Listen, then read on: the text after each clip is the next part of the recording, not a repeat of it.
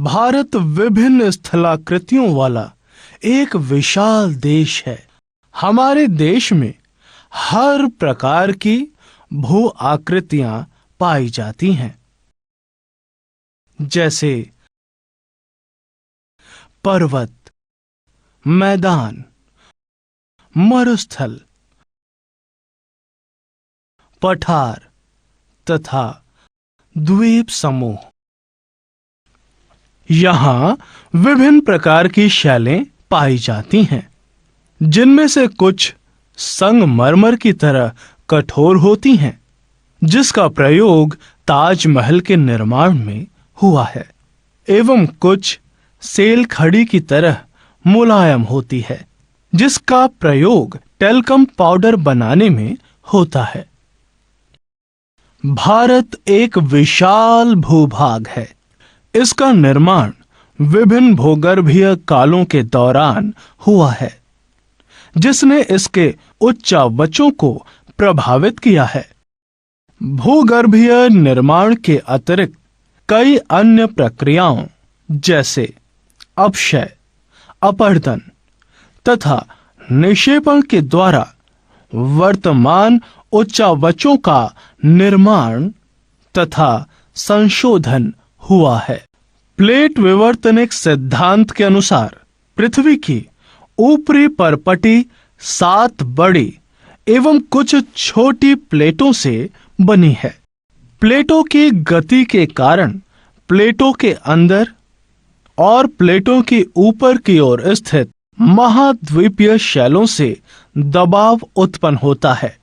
इसके परिणाम स्वरूप वलन, भ्रंशीकरण तथा ज्वालामुखीय क्रियाएं होती हैं। सामान्य तौर पर इन प्लेटों की गतियों को 3 वर्गों में विभाजित किया गया है। कुछ प्लेटें एक दूसरे के करीब आती हैं और अभिसारित परिसीमा का निर्माण करती हैं। कुछ प्लेटें एक दूसरे से दूर जाती हैं और अपसारित परिसीमा का निर्माण करती हैं। जब 2 प्लेट एक दूसरे के करीब आती है, तब या तो वे टकराकर टूट सकती है या एक प्लेट फिसलकर दूसरी प्लेट के नीचे आ सकती है।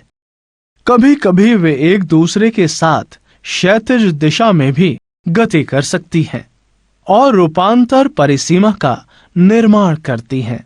इन प्लेटों में लाखों वर्षों से हो रही गति के कारण महाद्वीपों की स्थिति तथा आकार में परिवर्तन आया है। भारत की वर्तमान स्थलाकृति उच्चावच का विकास भी इस प्रकार की गतियों से प्रभावित हुआ है। सबसे प्राचीन भूभाग अर्थात प्रायद्वीपीय भाग गोंडवाना भूमि का एक हिस्सा था।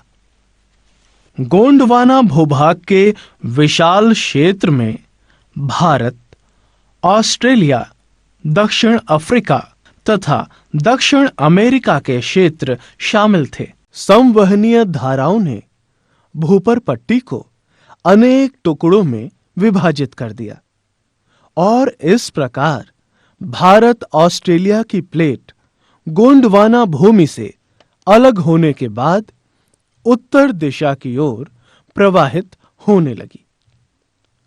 उत्तर दिशा की ओर प्रवाह के परिणाम स्वरूप ये प्लेट अपने से अधिक विशाल प्लेट यूरेनियम प्लेट से टकराई। इस टकराव के कारण इन दोनों प्लेटों के बीच स्थित टेथिस भू अभिनति के अवसादी चट्टान वलित होकर हिमालय तथा पश्चिम एशिया की पर्वतीय श्रृंखलाओं के रूप में विकसित हो गए। टेथिस के हिमालय के रूप में ऊपर उठने तथा प्रायद्वीपीय पठार के उत्तरी किनारे के नीचे धंसने के परिणाम स्वरूप एक बहुत बड़ी द्रोणी का निर्माण हुआ। समय के साथ साथ ये बेसिन उत्तर के पर्वतों एवं दक्षिण के प्रायद्वीपीय पठारों से बहने वाली नदियों के अवसादी निक्षेपों द्वारा धीरे धीरे भर गया। इस प्रकार जलोढ़ निक्षेपों से निर्मित एक विस्तृत समतल भूभाग भारत के उत्तरी मैदान के रूप में विकसित हो गया। भूगर्भीय तौर पर प्रायद्वीपीय पठार पृथ्वी की सतह का प्राचीनतम भाग है। इसे भूमि का एक बहुत ही स्थिर भाग माना जाता था, परंतु हाल के भूकंपों ने इसे गलत साबित किया है। हिमालय एवं उत्तरी मैदान हाल में बनी स्थलाकृतियां हैं। भूगर्भ वैज्ञानिकों के अनुसार पर्वत एक अस्थिर भाग है। हिमालय की पूरी पर्वत श्रृंखला एक युवा स्थलाकृति को दर्शाती है, जिसमें ऊंचे शिखर, गहरी घाटियां तथा तेज बहने वाली नदियां हैं।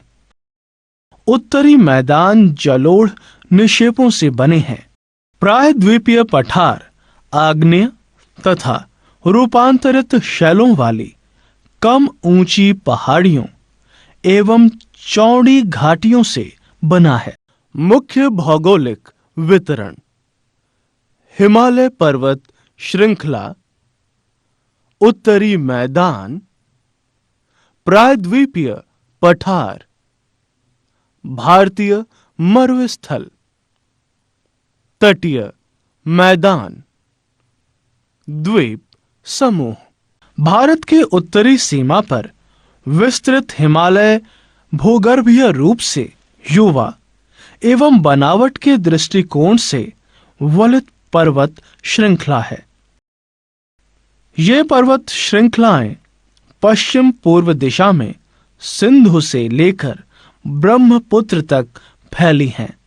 हिमालय विश्व की सबसे ऊंची पर्वत श्रेणी है और एक अत्यधिक असम अवरोधों में से एक है। ये 2400 किलोमीटर की लंबाई में फैले एक अर्धवृत्त का निर्माण करते हैं। इसकी चौड़ाई कश्मीर में 400 किलोमीटर एवं अरुणाचल में 150 किलोमीटर है। पश्चिमी भाग की अपेक्षा पूर्वी भाग की ऊंचाई में अधिक विविधता पाई जाती है।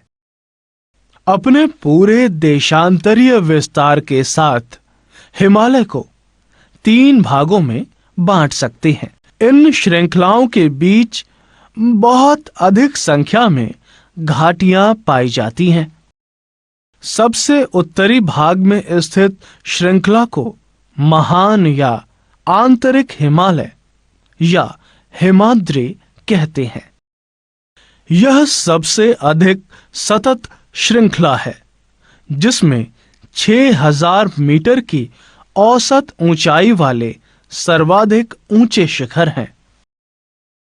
इसमें हिमालय के सभी मुख्य शिखर हैं। महान हिमालय के वलय की प्रकृति असीमित है। हिमालय के इस भाग का क्रोट ग्रेनाइट का होता है। यह श्रृंखला हमेशा बर्फ से ढकी रहती है तथा इसमें बहुत सी हिमानियों का प्रवाह होता है। हिमाद्री के दक्षिण में स्थित श्रृंखला सबसे अधिक असम है एवं हिमालय या निम्न हिमालय के नाम से जानी जाती है। इन श्रृंखलाओं का निर्माण मुख्यतः अत्यधिक संपीड़ित तथा परिवर्तित शैलों से हुआ है। इसकी ऊंचाई 3700 मीटर से 4500 मीटर के बीच तथा औसत चौड़ाई 50 किलोमीटर है। पीर पंजाल श्रृंखला सबसे लंबी तथा सबसे महत्वपूर्ण श्रृंखला है। धौलाधर एवं महाभारत श्रृंखलाएं भी महत्वपूर्ण हैं। इस श्रृंखला में कश्मीर की घाटी तथा हिमाचल के कांगड़ा एवं कुल्लू की घाटियां स्थित हैं। इस क्षेत्र को पहाड़ी नगरों के लिए जाना जाता है। हिमालय की सबसे बाहरी श्रृंखला को शिवालिक कहा जाता है। इसकी चौड़ाई 10 से 50 किलोमीटर तथा ऊंचाई 900 से 1100 मीटर के बीच है। ये श्रृंखलाएं उत्तर में स्थित मुख्य हिमालय की श्रृंखलाओं से नदियों द्वारा लाई गई असंपीड़ित अवसादों से बनी हैं। ये घाटियां बजरी तथा जलोढ़ की मोटी परतों से ढकी हुई हैं। निम्न हिमाचल तथा शिवालिक के बीच में स्थित लंबवतः घाटी को दून के नाम से जाना जाता है। कुछ प्रसिद्ध दून हैं देहरादून, कोटली दून एवं पाटली दून। इस उत्तर दक्षिण के अतिरिक्त हिमालय को पश्चिम से पूर्व तक स्थित क्षेत्रों के आधार पर भी विभाजित किया गया है।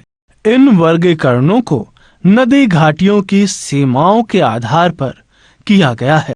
सतलुज एवं सिंध के बीच स्थित हिमालय के भाग को पंजाब हिमालय के नाम से जाना जाता है, लेकिन पश्चिम से पूर्व तक क्रमशः इसे कश्मीर तथा हिमाचल हिमालय के नाम से भी जाना जाता है। सतलुज तथा काली नदियों के बीच स्थित हिमालय के भाग को कुमाऊं हिमालय के नाम से भी जाना जाता है। काली तथा तिस्ता नदियां नेपाल हिमालय का एवं तिस्ता तथा दिहांग नदियां असम हिमालय का सीमांकन करती हैं। ब्रह्मपुत्र हिमालय की सबसे पूर्वी सीमा बनाती है। दिहांग महाखड्ड यानी गार्ज के बाद हिमालय दक्षिण की ओर एक तीखा मोड़ बनाते हुए भारत की पूर्वी सीमा के साथ फैल जाता है। इन्हें पूर्वांचल या पूर्वी पहाड़ियों तथा पर्वत श्रृंखलाओं के नाम से जाना जाता है। ये पहाड़ियां उत्तर पूर्वी राज्यों से होकर गुजरती हैं तथा मजबूत बलुआ पत्थरों जो अवसादी शैल हैं से बनी है। ये घने जंगलों से ढकी है तथा अधिकतर समांतर श्रृंखलाओं एवं घाटियों के रूप में फैली है। पूर्वांचल में पटकोई नागा, मिजो तथा मणिपुर पहाड़ियां शामिल हैं। उत्तरी मैदान 3 प्रमुख नदी प्रणालियों सिंधु, गंगा एवं ब्रह्मपुत्र तथा इनकी सहायक नदियों से बना है। यह मैदान जलोढ़ मृदा से बना है। लाखों वर्षों में हिमालय के गिरिपाद में स्थित बहुत बड़े बेसिन द्रोणी में जलोढ़ों का निक्षेप हुआ, जिससे इस उपजाऊ मैदान का निर्माण हुआ। इसका विस्तार 7 लाख वर्ग किलोमीटर के क्षेत्र पर है। यह मैदान लगभग 2400 किलोमीटर लंबा एवं 240 से 320 किलोमीटर चौड़ा है। यह सघन जनसंख्या वाला भौगोलिक क्षेत्र है। समृद्ध मृदा आवरण, पर्याप्त पानी की उपलब्धता एवं अनुकूल जलवायु के कारण कृषि की दृष्टि से यह भारत का अत्यधिक उत्पादक क्षेत्र है। उत्तरी पर्वतों से आने वाली नदियां निक्षेपण कार्य में लगी हैं। नदी के निचले भागों में ढाल कम होने के कारण नदी की गति कम हो जाती है, जिसके परिणाम स्वरूप नदीय द्वीपों का निर्माण होता है। ये नदियां अपने निचले भाग में गाद एकत्र हो जाने के कारण बहुत सी धाराओं में बट जाती हैं।